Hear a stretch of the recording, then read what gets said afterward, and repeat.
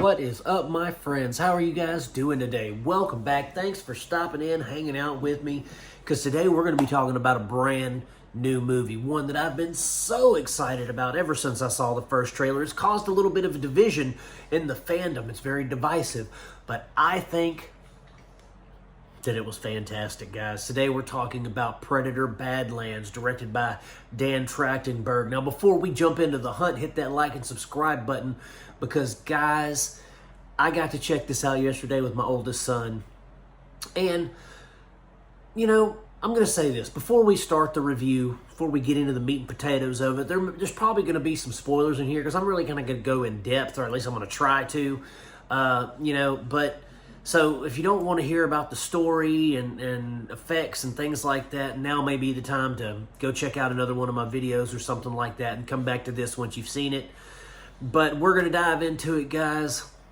There's kind of a lot to unpack here for me, because as a diehard Predator fan since the age of like 8 or 9, scared me to death when I was a child. First movie other than It to really make me not sleep, the original Predator. I've been a huge fan. It's funny how the things that traumatize us we're drawn to in a way. But always been a big fan. Loved the lore, the ethos, the mythology of the Predator and the honorable hunt and, taking of trophies and all that kind of stuff. I've always really dug just kind of the savage tribalism of the Predator. I love that lore behind that. I've read the comic books and all that stuff. And so recently we had a kind of a rash of subpar Predator films. Now, I love the film Predators. A lot of people don't. I saw it on my wedding day, a couple hours before my wedding. I went and saw it and then went and got married. So it holds a special place in my heart. I love Predators. A lot of people... like I said, they didn't like it. I thought it was a very good homage to the original. I mean, it had the same kind of eclectic characters and stuff like that. Just thought it was a really good film. Then we get The Predator by Shane Black and Fred Decker, and that was one of the worst films I've ever seen. I remember people in the theater booing after it went off. When the credits rolled, people were booing. That's how bad people disliked that film. And so we go a few years, and this guy, Dan Trachtenberg, who's kind of he's directed a few things that we may know. I think he directed 10 Cloverfield Lane, maybe. But he's directed some things that we would know, right?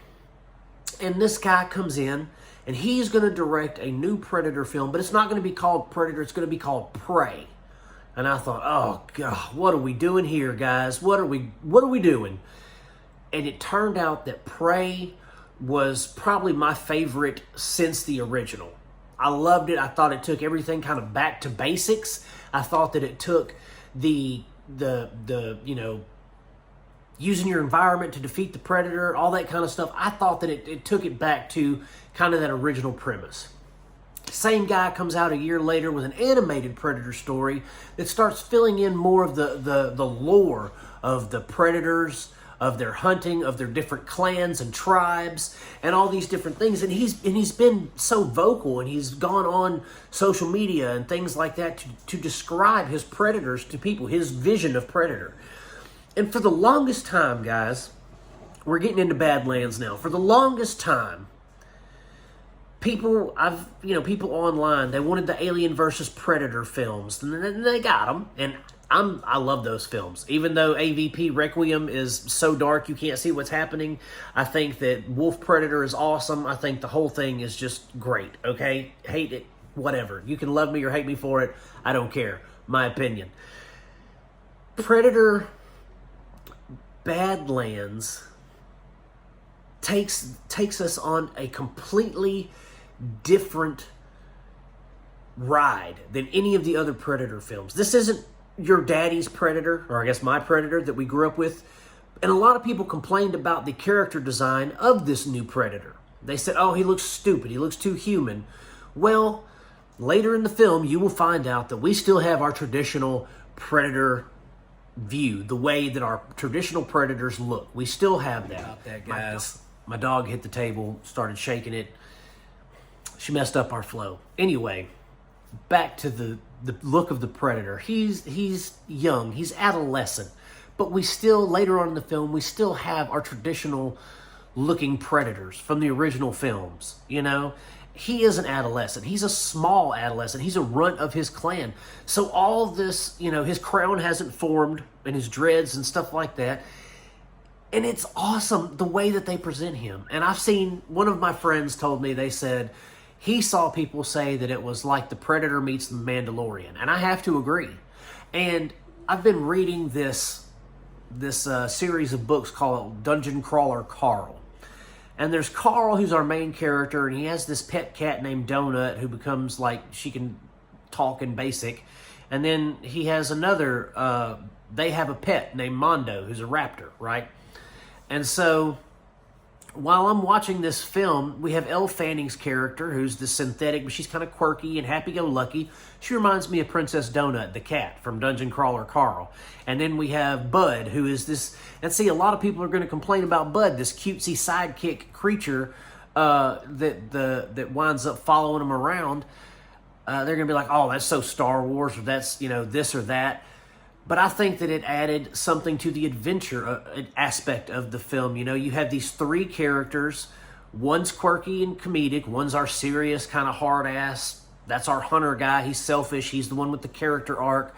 And then we have our cutesy sidekick, like an R2-D2 or something like that. And I dug that whole little group of people because it feels like a book that I've been reading and that I've really enjoyed. And so we have the adventure Predator now. We don't have him going around slashing up the Marines and all that stuff now like Arnold. And let's face it, the Arnold trope of them, you know, hunting down. Now that's our basic Predators, right? That's our basic Predator film. We have him hunting down the elite killer of killers type things. But now we're getting into more of what the Predator culture. We've been wanting one of these films for forever. We've always been wanting to see the Predator as a main character in something.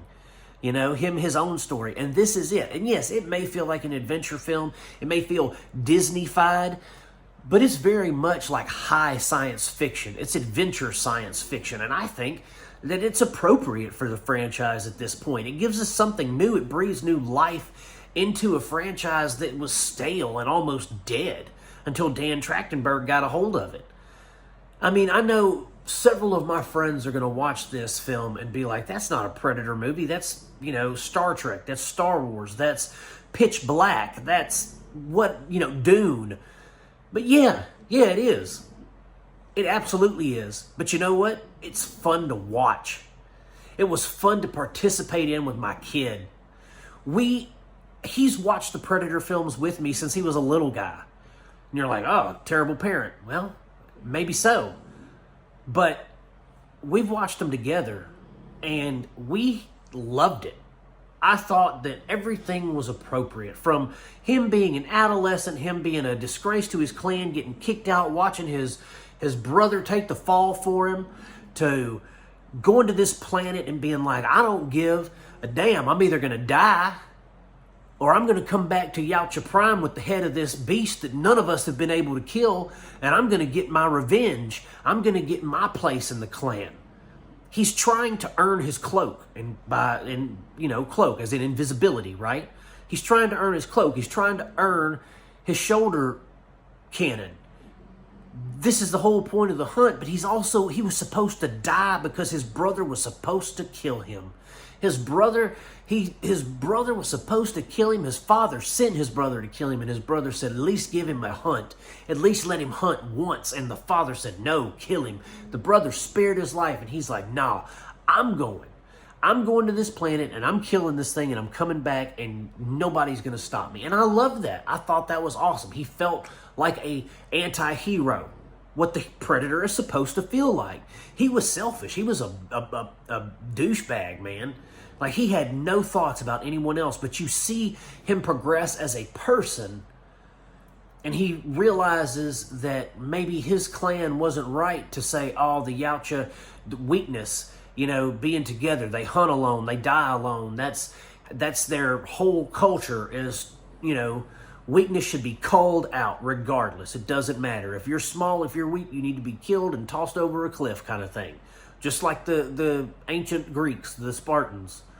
You know, they did that to their malnourished and feeble children.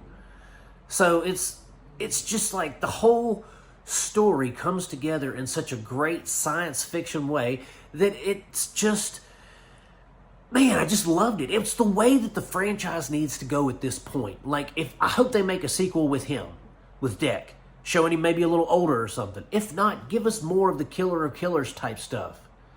I absolutely love the way that this franchise is going now. I loved the whole, and this is going to sound weird, especially coming from me, but I love to watch that character mature, realizing that his clan wasn't right and that he needs to be a part of something. He can't be alone the whole time. And even Elle Fanning's character, she drops little nuggets, She's like, hey, there's a predator, a powerful predator on Earth called the wolf, and it hunts as a pack. And the alpha wolf, the strongest, most dominant wolf, takes care of the whole pack. And he's like, yeah, I'm going to kill this alpha wolf, take his head from a trophy case. And she's like, yeah, no, that's not what I meant. It's stuff like that. There's good interactions between them. And yes, there's some comedy. There's lightheartedness in it. But it's appropriate in the fact that he's just a douchebag and doesn't understand social cues, kind of like Batista as Drax in the Guardians of the Galaxy, where he's just blunt. And I love that. That's what the Predator would be. I feel like they stayed true to what the Predator is while adding something new to it. And he does this thing. I'm gonna ruin a little part of it for you guys. I thought there was a real good part towards the end of the film, in the third act, where the Predator does what everyone else has done when facing the Predator towards the end of their films. So I'm just going to say it like that. The Predator does what everyone else that's ever fought the Predator does to defeat the Predator. You'll know what I'm talking about when you see the film.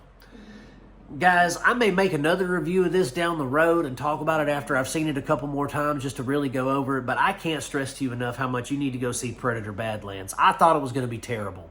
I was really expecting another flop like the Predator. I was expecting something goofy, but it turned into an action-adventure, high science fiction with lasers and aliens and all kinds of awesome stuff that was just fun. Yeah, it's PG-13, and yeah, it's probably going to attract a younger audience, but that's awesome because it gets more eyes on the franchise and gives us more cool stories like this to be told by Trachtenberg and hopefully others with the same keen eye. But guys, that's it. Thank you so much for hanging out with me for just a little while and talking about Predator Badlands. Go check it out in the theaters. Hit that like and subscribe button for me on the way out. And as always, my friends, I'm going to keep making them as long as you keep watching them. Peace out. God bless you, and I'll see you soon.